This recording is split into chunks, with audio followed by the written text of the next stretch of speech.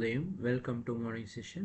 Gently kept your hands on your face for 10 seconds. 10, 9, 8, 7, 6, 5, 4, 3, 2, 1, 0.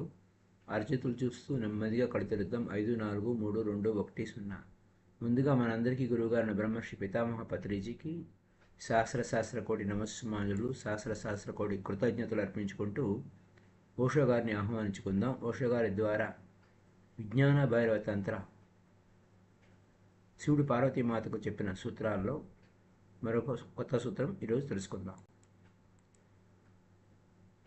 అయితే తెలుసుకునే ముందు మనం ఒక గోడ మీద ఒక బిందువు పెట్టినప్పుడు దాన్ని కాన్సన్ట్రేషన్ చేస్తే అది కూడా మొత్తం కరిగిపోతుంది, మనసు కూడా కరిగిపోతుంది, మనసు జీరో అయిపోతుంది. అయితే మనం ఇన్నర్ కానీ అవుటర్ కానీ దేని మీదైనా కాన్సన్ట్రేషన్ చేస్తే అది మైండ్ మూవ్ కాదు. అవుటర్ పాయింట్ మీద కాన్సన్ట్రేషన్ చేసిన మనసు కదలదు. Without moment it cannot live, it dies, it stops. అంటే మనసు కదిలితేనే అది జీవిస్తుంది, లేకపోతే అది మనసున జంపి అని అంటే జీరో అయిపోతుంది, మైండ్ స్టాప్ అయిపోతుంది. అప్పుడు ఏమవుతుంది, బయట విషయం ఇంకా దేనితోనూ కనెక్ట్ అవ్వం. ఇంకా అది ఆ పాయింట్, అది బ్రిడ్జ్ బ్రోకెన్ అయింది. ఎందుకు? మనసు అనేది ఒక బ్రిడ్జి. ఆ మనసు అటు ఇటు కదలకుండా మనం శూన్యం చేశాము ఏకాగ్రతతో. ఒక పాయింట్ గోడ మీద ఒక చుక్క పెట్టి దాన్ని అలాగా ఏకాగ్రతగా చూసాము. మనసు సహజంగా ఏం చేస్తుంది? నిరంతరం జంప్ చేస్తుంది. ఆ పాయింట్ లేదా ఇంకా పాయింట్ అని అటువైపు ఇటువైపు అని ఆ పాయింట్ నుంచి నీ వైపు నుంచి పాయింట్ వైపుకి జంప్ చేస్తుంది. అది కంటెస్టెడ్ ప్రాసెస్. ఎప్పుడైతే మనసు శూన్యమైపోయిందో నువ్వు ఆ పాయింట్ని కూడా, ఎదురుగుండా ఉన్న ఆ గోడ మీద చుక్కను కూడా నువ్వు చూడలేవు. అయితే అక్కడ నువ్వు ఆ పాయింట్ని నీ కంటితో చూస్తున్నావు అనుకుంటున్నావు, లేదు, నీ మనోనేత్రంతో చూస్తున్నావు. ఆ మనోనేత్రంతో చూస్తున్నప్పుడు మనసు లేనప్పుడు ఇంకా అక్కడ ఆ కళ్ళు కూడా పనిచేయవు, ఆ మనోనేత్రం కూడా పనిచేయదు. అలాగే కనురెప్ప ఆర్పకుండా ఆ చుక్కని, ఆ గోడ మీద ఉన్న చుక్కని అదే పనిగా చూస్తూ ఉన్నావు. ఇంకా అది కూడా కనపడదు. మనసు లేదు, ఆ చుక్క వైపు నుంచి నీ వైపు నుంచి ఆ చుక్క వైపుకి, ఆ గోడ మీద ఉన్న చుక్క వైపుకి అటు ఇటు తిరిగి ఆ మనసు లేదు. బ్రిడ్జి బ్రోకెన్ అయింది.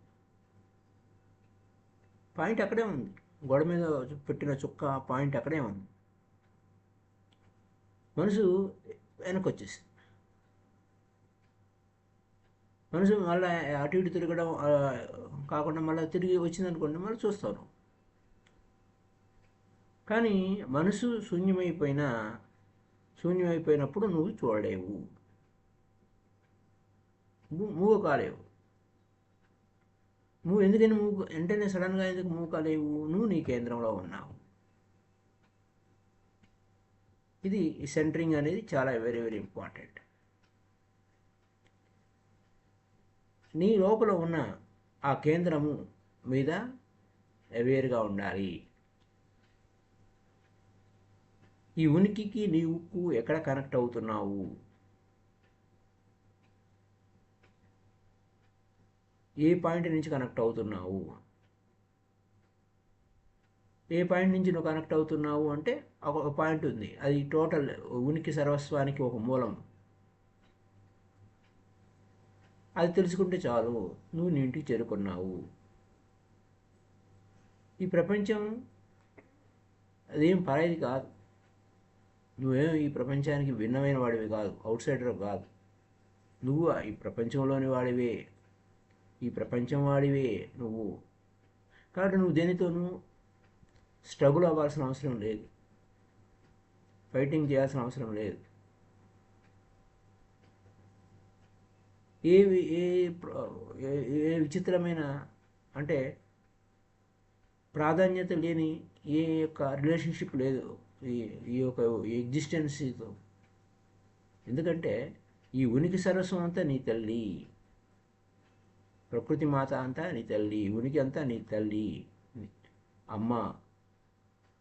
అదేనమాట పాయింట్. అయితే నువ్వు ఇక్కడికి వచ్చావు ఈ ఉనికిలోకి, దానిలో వేరుగా ఉండు.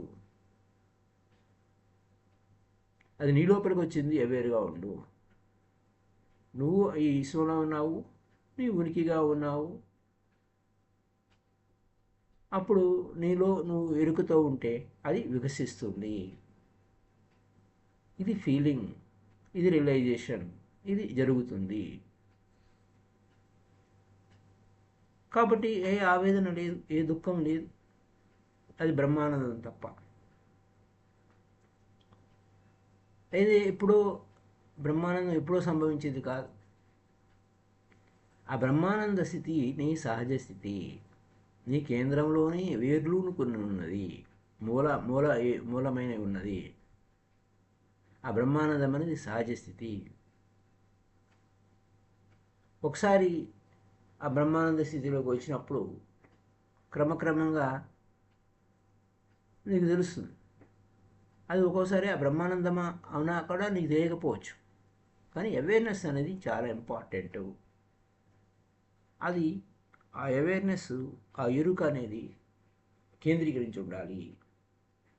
నువ్వు దుఃఖంలో ఉన్నావా, లేకపోతే నువ్వు ఆనందంలో ఉన్నావా అన్నది ఎరుకలో ఉండాలి. దుఃఖం లేనప్పుడు ఆ దుఃఖాన్ని మర్చిపోతావు, అలాగే ఆనందాన్ని కూడా మర్చిపోతావు. ఆనందంగా ఉన్నప్పుడు ఆనందాన్ని మర్చిపోతావు, దుఃఖంలో ఉన్నప్పుడు దుఃఖాన్ని కూడా మర్చిపోతావు. No more misery. When misery is no more, లేకపోతే ఆ దుఃఖమే లేకపోతే దుఃఖం పోయింది, దుఃఖం గురించి నువ్వు గుర్తుండదు, మర్చిపోతావు. అలాగే బ్రహ్మానందాన్ని కూడా, ఆ ఆనంద స్థితిని కూడా మర్చిపోతావు. అంటే ఆ బ్రహ్మానంద స్థితిని నువ్వు నిజంగా మర్చిపోతే అదే బ్రహ్మానందము. ఎందుకంటే అది సహజ స్థితి కాబట్టి. ఏ విధంగా నక్షత్రాలు మెరవడం అనేది ఎంత సహజమో, నదులు ప్రవహించడం అనేది ఎంత సహజమో, నువ్వు బ్రహ్మానందంగా ఉండటం అంతే సహజం. నువ్వు ఆనంద స్థితి, ఆనందగాముడు నువ్వు, ఆనందమూర్తివి నువ్వు. నీ ఉనికి సర్వస్వమే ఆనందము. ఆనందో బ్రహ్మ అన్నారు అందుకోసమే. అహం బ్రహ్మాస్మి, నువ్వే బ్రహ్మవి. ఆనందో బ్రహ్మ, నువ్వు ఆనందమే, ఆనంద స్వరూపమే నువ్వు ఉన్నావు. అది ఆనందం నీ సహజ స్థితి. అదేదో సంభవించేది కాదు. నువ్వు యాజ్ ఇట్ ఈజ్గా నువ్వు ఆనందమూర్తివి, ఆనంద స్వరూపానివి. ఇంకా రెండో సూత్ర అంటే అక్కడ పాయింట్ మీద నుంచి ఈ యొక్క స్థితి నుంచి మనం చెప్పుకుంటూ వచ్చాం. రెండో సూత్రం ఏంటంటే స్ట్రక్చర్ ఒకటే, వర్కింగ్ స్ట్రక్చర్ ఒకటే ఏదైనా మెడిటేషన్కి. ఇప్పుడు నీ శ్రద్ధ అంతా కూడా మన బ్యాక్ బోన్ అంటే వెన్నుముకలో ఒక సన్నని ఒక దారంలాగా, లోటస్ థ్రెడ్ లాగా డెలికేట్గా ఉన్నటువంటిది ఒకటి ఉంటుంది ఆ స్పైనల్ కార్డ్ కాలంలో. ఆ వెన్నుముక కాలంలో దాని మీద దృష్టి పెడితే చాలు, నీ శ్రద్ధ పెడితే చాలు, ధ్యాస పెడితే చాలు, అప్పుడు నువ్వు పూర్తిగా పరిణామక్రమం చెందుతావు అని. ఇది ఈ సూత్రం ఏంటంటే టెక్నిక్ ఆఫ్ మెడిటేషన్. కళ్ళు మూసుకోవాలి, ఆ యొక్క స్పైనల్ కాలమ్ని, ఆ బ్యాక్ బోన్ని విజువలైజ్ చేసుకోవాలి. అయితే నాకు నా వీపు వెనక ఆ స్పైనల్ కాలం ఎలా ఉంటుంది ఏమిటి అనేది బయట కనపడేది కాదు కదా. కాబట్టి ఒక మెడికల్ కాలేజీకో లేకపోతే structure of the body physiology book తీసుకొని దాంట్లో ఆ బొమ్మ చూడాలి. బొమ్మ చూసి కళ్ళు మూసుకొని ఆ బొమ్మని నువ్వు ఊహించుకోవాలి, విజువలైజ్ చేసుకోవాలి.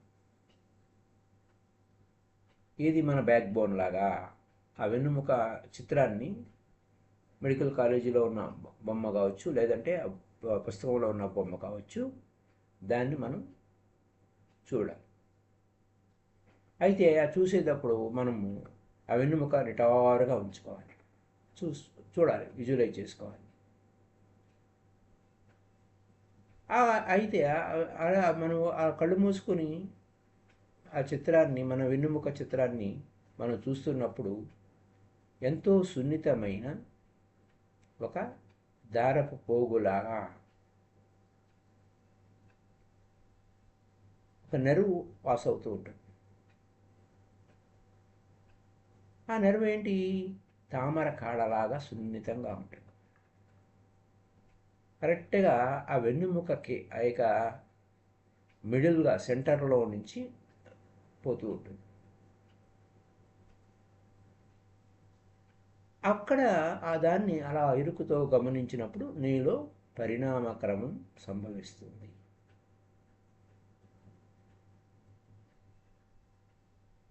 అయితే ఆ కాన్సన్ట్రేషన్ చేసినప్పుడు, నువ్వు చేయగలిగినప్పుడు, ఆ స్పైనల్ కాలంని కాన్సన్ట్రేషన్ చేసినప్పుడు ఆ మధ్యలో ఉన్న ఆ దారపు పోగు లేదా ఆ తామర కాడ ఎలా ఉందో అంత సున్నితమైన కాడని నువ్వు కూడా చూడాలి. అది చాలా డెలికేట్ నర్వ్ అన్నమాట. ఆ డెలికేట్ నర్వ్ ఎంతో డెలికేట్గా ఉంటుంది, సున్నితంగా ఉంటుంది, అది రన్ అవుతూ ఉంటుంది. దాని మీద దృష్టి పెట్టు, కాన్సన్ట్రేషన్ చేయి. అలా కాన్సన్ట్రేషన్ చేసినప్పుడు ఎందుకు చెయ్యాలి కాన్సన్ట్రేషను అని క్వశ్చన్ వస్తుంది. అది నువ్వు అలా కాన్సన్ట్రేషన్ చేస్తే నువ్వు నీ కేంద్రంలోకి వెళ్ళిపోతావు. అయితే మొత్తం బాడీ స్ట్రక్చర్ అంతా నిలబడాలంటే వెన్నుముక ఉండాలి. ఆ వెన్నుముకకి అన్నీ జాయిన్ అయి ఉంటాయి, ఆ బోన్స్ అన్నీ. అయితే ఈ స్పైనల్ కాలంకి మరి ఆ బ్రెయిన్ ఏంటయ్యా అంటే, ఆ బ్రెయిన్ ఒక ఎండలో ఉంటుంది. స్పైనల్ కాలంకి ఒక వన్ పోల్, అంటే నార్త్ పోల్ సౌత్ పోల్ అన్నట్టుగా దాని మీద పైన ఒకటి ఉంటుంది. ఫిజియాలజీ ఏం చెప్తుంది? స్పైనల్ కాలం గ్రోత్ అనేది ఇంపార్టెంట్. అప్పుడు స్పైనల్ కాలం ఆధారపడే బ్రెయిన్ కూడా పనిచేస్తుంది. ఆ స్పైనల్ కాలం అంటే ఆ వెన్నుముక మీద ఆధారపడే అది బ్రెయిన్ పనిచేస్తుంది.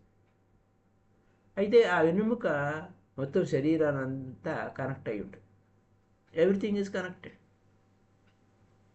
అంచేత ఈ యొక్క వెన్నుముక అనేది మూలము, ప్రాధాన్యత, భూమిక. అందులో మరి ఆ స్పైన్లోనే ఒక డెలికేట్గా ఒక థ్రెడ్ లాగా దారపోగు ఉంది అంటే అక్కడ ఫిజియాలజీగా నీకేం చెప్పదు. అదేమి అది మెటీరియల్ ఏం కాదు, అది ఎనర్జీ. ఒక సిల్వర్ కార్డ్ ఉంటుంది, వెరీ డెలికేట్ నర్వ్ ఆ స్పైన్లో, జస్ట్ దాని middle there is a silver card, వెండి తీగలాగా చాలా డెలికేట్గా ఉంటుంది. అది నిజంగా ఫిజికల్గా కనపడదు.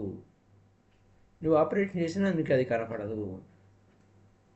డీప్ మెడిటేషన్లో నీకు ఆ నరువు కనపడుతుంది, ధ్యానంలో నీకు ఆ నెరవు కనపడుతుంది. It is nothing but energy. It is energy. ఆ ఎనర్జీ, ఆ సిల్వర్ కార్డ్ లేదా ఎనర్జీ కార్డ్ అన్నట్టు అది స్పైనల్ కాలం మధ్యలో అది వెళ్తుంది. ఏంటి అది? నీ ప్రాణము, యువర్ లైఫ్ ఎనర్జీ. ఆ లైఫ్ ఎనర్జీ, ఆ లైఫ్ లైన్ అలా ఉంటుంది. అప్పుడు ఆ ఇన్విజిబుల్ ఎగ్జిస్టెన్సీతో కంటికి కనపడని ఈ ఉనికితో కంటికి కనపడే ఉనికి ఉంటుంది, కంటికి కనపడేది ఉంటుంది, ఇన్విజిబుల్ ఎగ్జిస్టెన్స్, దానితో కనెక్ట్ అవుతుంది. అయితే నువ్వు దానితో కనెక్ట్ అవ్వడం వల్లే ఆ ఇన్విజిబుల్ ఎనర్జీ వల్లనే నువ్వు విజిబుల్గా ఉన్న దానితో కనెక్ట్ అవుతున్నావు. అది అది ఏంటి, కంటికి కనపడేది కంటికి కనపడని దాని మధ్య అది ఒక వారధి లాంటిది.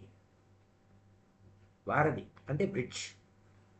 కంటికి invisible visible, visible and visible masters, invisible masters అనేది మనం అంటూ ఉంటాం. విజిబుల్ బాడీ, ఇన్విజిబుల్ బాడీ అని కూడా అంటూ ఉంటాం. విజిబుల్ బాడీ అంటే ఏంటి, ఫిజికల్ బాడీ. అక్కడ విజిబుల్గా ఉండేది ఏంటి, అక్కడ ఆ స్పైనల్ కార్డు. కానీ ఇన్విజిబుల్గా ఉండేది ఏంటి, ఆ యొక్క మధ్యలో సెంటర్లో ఒక ఎనర్జీ లైన్ నడుస్తుంది. ఓ ఇంటి తీగలాగా, సిల్వర్ కార్డు లాగా చాలా సున్నితంగా ఉంటుంది, చాలా డెలికేట్గా ఉంటుంది. నువ్వు ఆ డీప్ మెడిటేషన్లో నీకు కనపడుతుంది. అయితే ఇదంతా ఏంటి, ఆ యొక్క బాడీతో కనెక్ట్ అయ్యి ఉంటుంది, నీ ఆత్మతో కనెక్ట్ అయ్యింది. నీ బాడీతో కనెక్ట్ అవ్వడం అంటే ఫిజికల్ బాడీతో కనెక్ట్ అయ్యింది. నీ సోల్ అంటే ఇన్విజిబుల్ సోల్. సోల్ కనపడదు కంటికి, అట్లా అనమాట. అయితే మొట్టమొదట నువ్వు విజువలైజ్ చెయ్యి, నీ యొక్క స్పైనల్ కార్డుని ఊహించుకో, విజువలైజ్ చెయ్యి. అప్పుడు నీకు చాలా ఆశ్చర్యం అనిపిస్తుంది, ఆశ్చర్యవంతుగా ఉంటుంది వ్యవహారం. ఆ ఇమాజినేషనే. అయితే అప్పుడు అలా వెళ్ళంగా ఏమవుతుంది, ఆ ఇమాజినేషన్ జస్ట్ ఈజ్ ఇమాజినేషన్. ఇప్పుడు ఏమవుతుంది, నువ్వు ఆ స్పైనల్ కాలంని నిజంగా చూడగలుగుతావు. నీ లోపలికి వెళ్ళి స్పైనల్ కాలంని అంటే ఆ వెన్నుముకని నీవు చూడగలుగుతావు. ఈ టెక్నిక్ పనిచేస్తుందా లేదా అని ఓషో గారు ఒక ప్రయోగం చేశారు. బాడీ స్ట్రక్చర్ ఉన్న బొమ్మని ఒకరికి ఇచ్చి పంపించి, దీని మీద ఆ బొమ్మ చూసి కళ్ళు మూసుకుని ఆ బొమ్మను చూడటం నేర్చుకోండి అని. అప్పుడు అతను వచ్చి ఏం చెప్పాడు, వారం రోజులు ప్రాక్టీస్ చేసి, చాలా వింతగా ఉందండి, నేను ఆ బొమ్మను చూసినప్పుడు మీరు నాకు బొమ్మ ఇచ్చారు, చాలాసార్లు ఆ బొమ్మను చూశాను, కానీ ఆ బొమ్మ మాయమైపోతుంది. మీరు చెప్పిన ఆ బొమ్మలో ఉన్నటువంటి ఆ యొక్క వెన్నుముక చిత్రం నా మనసు లోపల విజువలైజ్ చేద్దామని నాకు కనపట్టలేదు, వేరే కనపడుతుంది. మిరిచింది, మంచిది, బాగుంది, నువ్వు సరైన మార్గంలోనే ఉన్నావు. అప్పుడేమన్నా, సరైన మార్గంలో ఉన్నావు. ఆ పిక్చర్ మర్చిపో కంప్లీట్గా. నీ లోపల ఏం కనపడుతుందో దాన్ని గమనించు. నీ లోపల కనపడుతున్న అటువంటి ఆ కోలము ఏదో వెన్నుముక ఏదో కనపడుతుందన్నావు, ఆ పిక్చర్ లాగా లేదన్నావు, అది గమనించు. ఏం చేశాడు, ఎలా చూడగలిగాడు, అక్కడ బొమ్మలో ఉన్నది ఒక రకంగా ఉంది, కానీ ఇతను ఏం చేశాడు, తన లోపల ఉన్నటువంటి ఆ వెన్నుముకను చూడగలిగాడు వారం రోజుల్లో. అది లోపల ఉన్నదాన్ని మనం ప్రయత్నించకపోతే తెలియదు. అది వెరీ భయం, మనం అలా ప్రయత్నించాలంటే భయం. ఎందుకంటే లోపల ఉన్నవన్నీ ఎలా ఉంటాయి, లోపల మన లోపలికి వెళ్ళటానికే అన్ని ఎముకలు గూడు, రక్తము, నరాలు ఇవన్నీ ఉంటాయి, భయపడదు. అంచేత ఎప్పుడైతే అవన్నీ చూసామో మైండ్ బ్లాక్ అయిపోతుంది వితిన్ లోపల చూస్తే. అంచేత ఏంటంటే మనం ఇష్టపడేది ఏంటి, బయట శరీరాన్ని ఇష్టపడుతూ ఉంటాం, బయట శరీరాన్ని చూస్తూ ఉంటాం, ఎవరినో చూస్తున్నట్టుగా చూస్తూ ఉంటాం బయట. అలా రూమ్లో మనం బయటకు వచ్చాము, రూము బయటకు వస్తే 4 గోడలు కనపడుతూ ఉంటాయి రూమ్, అవుటర్ వాల్సే చూస్తాం. కానీ లోపలికి రావాలి కదా, లోపలికి రా, ఇన్నర్ వాల్స్ చూడు. అలాగే నీ శరీరం లోపలికి వెళ్ళు, నీ లోపల నువ్వు చూసుకో, నీ శరీరంలో లోపలనే అన్నీ చూడు. కానీ నువ్వు లోపల చూడలేదు, కానీ నీకు ఆ కెపాసిటీ ఉంది, చూడగలిగే కెపాసిటీ ఉంది. అవరోధం ఏంటాయా అంటే భయము. అందుకోసమే అదొక వింతగా అనిపిస్తుంది. భారతదేశము అంటే ఇండియాలో యోగులు దీని మీద ఎంతో ప్రయోగం చేశారు. ఎలా పనిచేస్తుంది, ఏ విధంగా పనిచేస్తుంది, ఎట్లా, ఏమిటి, లోపల ఇవన్నీ, శరీరం ఏ విధంగా ఉంటుంది, ఎన్ని నాడులు ఉంటాయి, ఏ విధంగా, ఇట్లా ప్రతి దాని మీద డీటెయిల్డ్గా చెప్పగలిగారు. పోలితంత్రలో ప్రాచీన తంత్ర దాంట్లో బోన్స్ అని వాడేవాళ్ళు పెద్దానికి మెడిటేషన్ చేయడం. కపాలం పట్టుకుంటారు, ఆ కపాలం మీద ఏకాగ్రత పెడితే వాళ్ళు లోపలికి వెళ్ళిపోయేవాడు. అంతే. ఆ బయట కపాలాన్ని చూసి తన లోపల కపాలాన్ని చూడగలుగుతాడు, లోపలికి వెళ్తాడు. బయట ఎముకల గుడిని చూసి ఆ ఎముకలను పట్టుకొని కాన్సన్ట్రేషన్ చేసి తన లోపల ఉన్న ఎముకలను చూడటం మొదలు తన లోపలికి వెళ్తాడు, తన శరీరం లోపలికి. ఇలా ఉంటుంది వ్యవహారం. ఆ స్పైనల్ కాలము ఏంటంటే జీవశక్తి రన్ అవుతుంటుంది దాని మీద. థ్రెడ్ ఆఫ్ లైఫ్ లైన్ నడుస్తుంది. థ్రెడ్ ఆఫ్ లైఫ్ అనమాట. లైఫ్ థ్రెడ్ నడుస్తుంది. ఎందుకు దాని మీద అంటే నువ్వు స్ట్రైట్గా ఉండు, స్ట్రైట్గా కూర్చో అని ఎందుకు చెప్తారు? స్ట్రైట్గా కూర్చొని నువ్వు అభ్యాసం చెయ్యి. అది బ్యాక్ బోన్ నువ్వు స్ట్రైట్గా లేదనుకుంటే నువ్వు చూడలేవు ఎన్నర్ థ్రెడ్ని. అది చాలా సున్నితంగా ఉంటుంది, చాలా సూక్ష్మంగా ఉంటుంది, చాలా సున్నితంగా ఉంటుంది.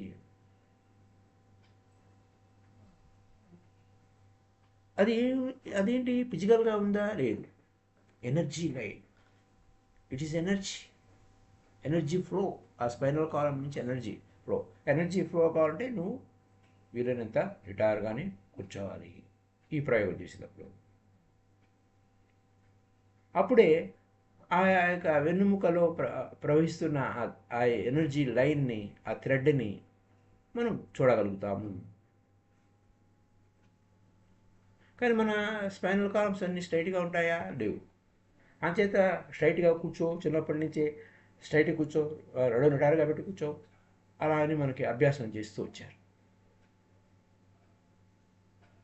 అయితే నువ్వు దానికోసమైనా నువ్వు స్ట్రైట్గా కూర్చోవడం అభ్యాసం చేయడం వలన నువ్వు ఆ యొక్క వెన్నుముకలో ప్రవహిస్తున్నటువంటి ఆ ఎనర్జీ లైన్ని నువ్వు చూడగలుగుతావు. It become your light. చాలా అద్భుతమైన లైట్ ప్రవహిస్తూ ఉంటుంది లోపల. ప్రతి ఒక్కరికి దాన్ని ఆరా అంటారు. మనము అక్కడే అందుకోసమే అలా చూడటం వల్ల ఏమవుతుంది, నీకు ట్రాన్స్ఫర్మేషన్ జరుగుతుంది. ఫీల్ అవ్వు, కాన్సన్ట్రేషన్ చెయ్యి.